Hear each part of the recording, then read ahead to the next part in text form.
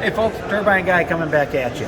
Now I just got out of a breakout session that was all about conservatives and climate change, or supposed climate change, and actually two different viewpoints from the conservatives. Do we actually acknowledge a climate change, or do we need to acknowledge a climate change?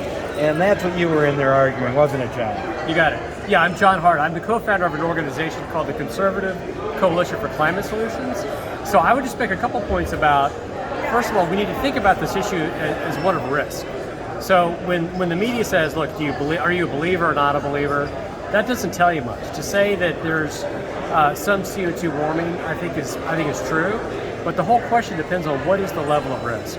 And you need to think of it as a risk probability curve, like a bell curve. And the real danger is not in the middle, but on the far end. That is there a 5% chance something bad could happen, 1%, 1 in 1,000% chance. It's sort of like if you check into a hotel and the front desk says, okay, breakfast is at 10 a.m., the elevators are to the right, and oh, by the way, there's a 1 in 20 chance to get bit by a rattlesnake at night. You know, who's going to want to stay there? So the whole point of this is how do you move the risk so low that you can sleep at night? And the way to do that is not through the Green New Deal, it's not through top-down command and control, but through economic freedom. We did a study with our organization called Free Economies or Clean Economies that demonstrated that countries that have a high degree of economic freedom are twice as clean as countries that are not.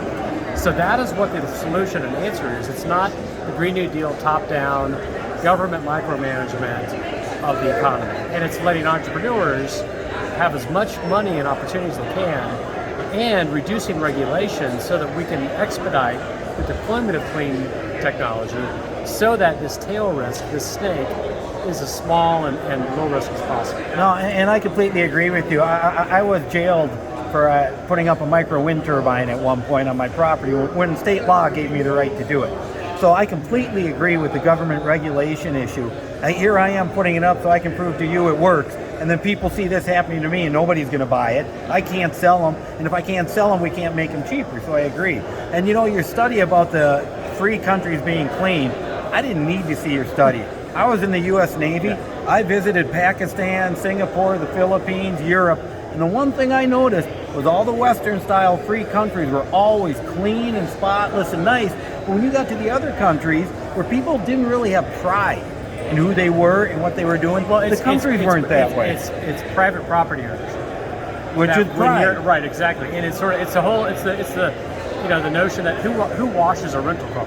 Yeah. Nobody washes a rental car. If you own the car, you wash it.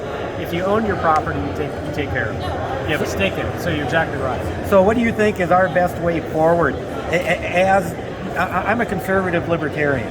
Okay, that's the way I like to put it. But with what we're doing, what's our best way forward to actually spread this agenda to people that you don't have to be afraid of a gas like carbon dioxide that's actually a healthy gas? We couldn't live in this world without carbon dioxide. How do we get that message to change from this negativity to one of positivity and moving forward? Well, first of all, I think we have to push back on the rhetoric of panic from the left. So the quote, science is not saying that the world's going to end in 10 years. That's just not what the data says.